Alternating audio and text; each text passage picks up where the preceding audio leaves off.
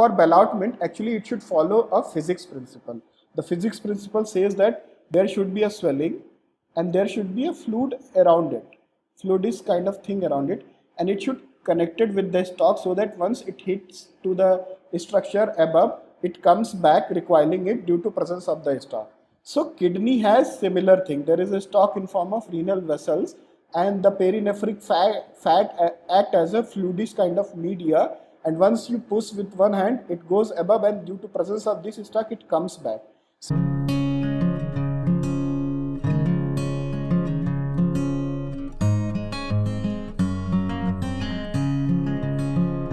So in general physical examination, you will see that a patient is having dry and covered tongue with drowsiness as delirium. It may suggest that patient is having uremia, that is CKD, chronic kidney disease, or even acute uremia, acute kidney injury.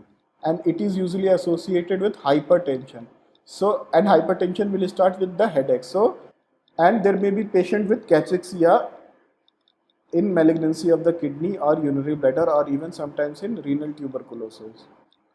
So examination of kidney will proceed in an inspection, palpation, percussion and auscultation manner, and examination of prostate will be covered in separate lecture. Then coming to the inspection of the abdomen. So in recumbent position, when the patient is lying down, the kidney swelling is not usually seen. But in children with huge abdominal swelling, they may be easily seen, like nephroblastoma or Wilms tumor in the children. So patient should be examined sitting posture from behind, and there will be fullness in the renal area which is marked by below the 12th rib and lateral to the outer border of erector spinae muscle. So this is the surface marking. You will see that even the upper border of kidney lies behind these ribs. So what you guys usually think that the kidney lies here. Kidney lies here, but it is even higher up. It is higher up.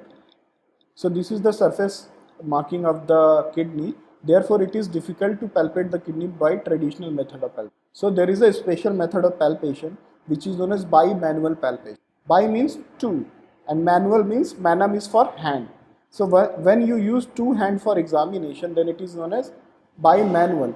If you use two digits for examination, like examination of a parotid duct or even a deep lobe of parotid, then it will be known as bidigital examination. So patient lies on the back, and one hand of the surgeon or the clinician go behind the line at the renal angle like this, and other hand comes in front of the abdomen just below the costal margin, and patient is asked to take deep breath.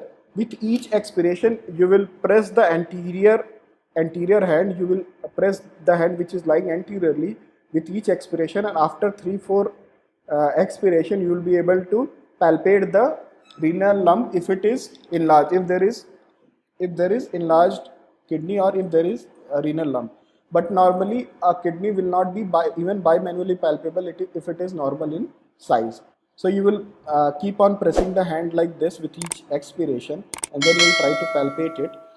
If the kidney is enlarged enough, then you will be able to feel it bimanually. Once you press your anterior hand and then support with the posterior hand, then you will be able to feel the kidney swelling which is enlarged by both hands. So this is known as bimanual palpation. Bi means two, manual means hand.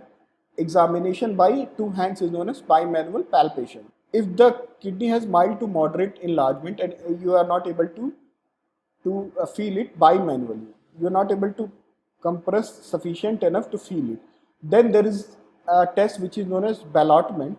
What you do in ballotment is that you push with one of the hand to the swelling, and the swelling will move and go hit to the anterior hand, and then it will come back to the posterior hand. This examination is known as ballotment of the swelling.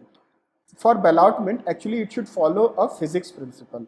The physics principle says that there should be a swelling and there should be a fluid around it. Fluid is kind of thing around it, and it should connected with the stalk so that once it hits to the structure above, it comes back recoiling it due to presence of the stalk. So kidney has similar thing. There is a stalk in form of renal vessels, and the perinephric fat act as a fluidish kind of media, and once you push with one hand it goes above, and due to presence of this stalk it comes back. Similar thing happen with the with the fetus. What happens in the fetus is that it is connected to the placenta with this stalk, which is known as umbilical cord.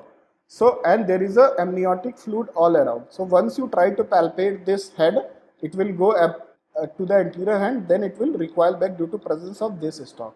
So you must understand the underlying physics principle why the ballotment is occurring. So now coming to Murphy's kidney punch test. In this, what we ask the patient to sit up and fold his arm in front of the patient, so that the back it gets stressed. It avoids better palpation. And then clinician will put the thumb at the renal angle, which is marked by outer border of the erector spinae and lower border of the 12th rib. So you will push at the renal angle. In case of acute pyelonephritis, you will feel pain there. So there will be renal angle tenderness. In acute pyelonephritis, there will be renal angle tenderness. This is known as renal angle test or Murphy's kidney punch. So there are certain characteristics of kidney swelling. Lies in the loin, or it can be moved in the loin, and it is some kind of kidney shape, and it is a ballotable swelling, and it moves slightly with respiration but not freely because it is not direct contact with the diaphragm. जैसे कि आपको gall bladder ये lump या even sometimes upper pole of the kidney में moves with respiration, but not whole or lower pole of the kidney will move just partially with respiration or very slight with respiration. And there will be band of colonic resonance all around. What happens is that due to enlargement of the kidney, in posterior region, as you know, kidney lies in the retroperitoneal area, so the colonic loops are pushed forwards. And if you percuss here, then you will find a band of colonic resonance. But it is some kind of obsolete test, and you may not be able to elicit it in all of the patient. So the sensitivity of this test is very less. But for examination sake, you must remember that there will be band of colonic resonance and anteriorly, and it will dull posteriorly because of the presence of renal lump. So even if there is a huge kidney lump, you may be able to insinuate the finger between the right costal or left costal margin as well as the lump. This is a characteristic feature of kidney lump. While in, like if say you have to differentiate a left kidney lump from the splenic lump, then in a splenic lump you will not be able to insinuate the finger here, while in kidney lump you will be able to insinuate the finger here. So as in any lump, you should look for size, shape, surface and consistency.